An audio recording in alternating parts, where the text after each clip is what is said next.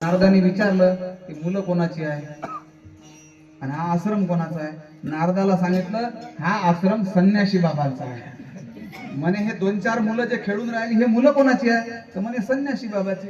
नारदाने डोक्यावर हात दिला, म्हणे राम राम राम राम राम. नाव संन्याशी बाबा आणि संन्यासालाही मुलं. सांगणारा म्हणे वाईट वाटून घेऊ नका, कलियुग लागलेला आहे. हे कलियुगाचं शॅम्पल आहे. कलियुगात फक्त लोक नावापुरते राहतील, संन्याशालाही मुलं होतील. असे गुरु काही कामाचे आहे काय? गुरु कसा असावा? हा जगद्गुरु तुकोबारायांसारखा असावा. श्री गुरु सारी खास श्री गुरु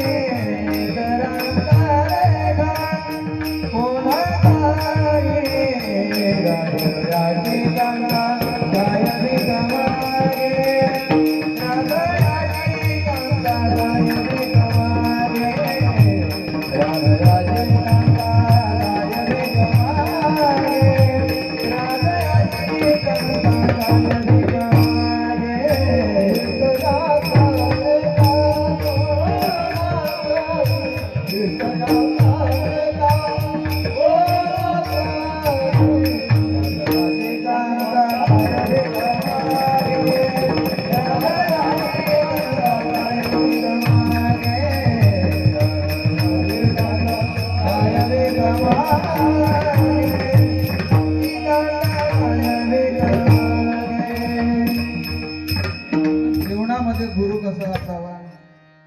प्रज्ञाचक्षु गुलाबराव महाराजांसारखा गुरु असावा, ज्ञानोबारायांसारखा गुरु असावा, तुकोबारायांसारखा गुरु असावा. अनेक संतांचं आपल्याला उदाहरण या ठिकाणी देता येईल. म्हणून प्रभू संमिती नावाचा उपदेश हा गुरुने शिष्याला करायचा असतो. तसा दुसरा उपदेश कोणता सांगितला होता मी? मित्र संमिती नावाचा. मित्र संमिती नावाचा उपदेश कशाला म्हणतात? बापाने मुलांना जो उपदेश करायचा असतो त्याला म्हणतात मित्र संमिती नावाचा उपदेश.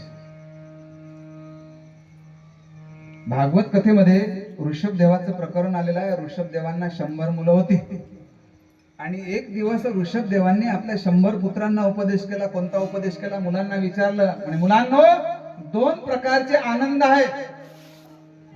एक ब्रह्मानंद आहे आणि दुसरा विषयानंद आहे. मुलांना तुम्हाला कोणता आनंद पाहिजे? विषयानंद पाहिजे की ब्रह्मानंद पाहिजे? तुम्हाला जर विषयानंद जर लागत असेल तर तो मांजराच्या, कुत्र्याच्या, डुकराच्या कोणत्याही योनीमध्ये जाऊन तो विषयानंद आपल्याला भोगता येतो. आणि तुम्हाला जर ब्रह्मानंद जर लागत असेल तर तो ब्रह्मानंद घेण्याकरता एकमेव योनी जर कोणती असेल तर ती फक्त मनुष्याची योनी आहे. असा उपदेश प्रत्येक बापाने या वर्तमान युगामध्ये केला पाहिजे. जर बापाने जर आज मुलांना जर उपदेश केला नाही तर एक दिवस आपलीच मुलं आपल्याला सैराट सारखे आपल्या पाठीमागे धावायला लावल्याशिवाय राहणार नाही. म्हणून प्रत्येक बापाने मुलांना उपदेश केला पाहिजे. मुलांना सांगा, बाळा तू वाईट मार्गाने तर जात नाही ना, जात असेल तर कृपा करून पाऊल आवर. या कोरोनाच्या काळाच्या आधीची घटना आहे. उत्तर प्रदेश मधला एक ब्राह्मणाचा मुलगा घरून गायब झाला, घरून निघून गेला. त्याच्या लोकेशन वरून त्याचा शोध लागला की तो मुलगा भारतात नाही. तो मुलगा कुठं होता? त्या तिकडे होता, इराण, इराक मध्ये, बगदाद मध्ये होता. आणि बगदाद मध्ये जाऊन काय करत होता? त्याच्या हातामध्ये बंदूक. त्याचा धर्म वाटवण्यात आला, त्याला करोडो रुपये देण्यात आले. म्हणून काही विशिष्ट समाज आमच्या तरुण मुलांच्या संपर्कामध्ये आहे, ते त्यांचं धर्म परिवर्तन करू पाहत आहे. म्हणून प्रत्येक बापाने आपल्या मुलाला उपदेश केला पाहिजे. नुसता मुलांनाच उपदेश करून चालणार नाही. प्रत्येक बापाने, प्रत्येक आईने आपल्या मुलीला सुद्धा उपदेश करायला पाहिजे. बाळा वाईट मार्गाने तर जात नाही ना. विचारावं मुलीला, बाळा तू रोज 6 वाजता मोबाईल घेते आणि स्लॅपवर बोलायला जाते, कोणासोबत बोलते? कोणी जर सांगितलं का हो तुमची मुलगी रोज 6 वाजता फोनवर दिसते, तर बाप म्हणतो ती तिच्या बॉयफ्रेंड बरोबर बोलून राहिली. आता बापच म्हणत असेल बॉयफ्रेंड बरोबर बोलून राहिली, तर मुलगी काय म्हणणार आहे? माझं त्याच्यावर प्रेम आहे. असंच ना. या प्रेमाला आज आमच्या तरुणाईने अश्लीलतेचा कलंक लावलेला आहे. अरे प्रेम हा शब्द पवित्र आहे. आमच्या राधेने आमच्या गोपाल कृष्णावर प्रेम केलं, गोपिकांनी गोपाल कृष्णावर प्रेम केलं. आणि कसं प्रेम केलं हे पाहण्याकरिता विदेशातली लोक आपल्या भारतात यायला लागली, वृंदावनाला यायला लागली आणि ते वृंदावन मध्येच राहायला लागली.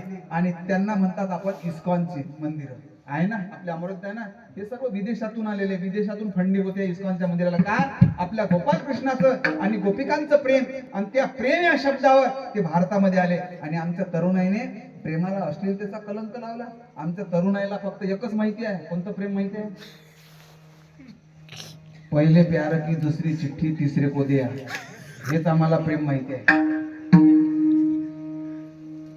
बरं प्रेमही डिजिटल झालं राजेंद्र भाऊ.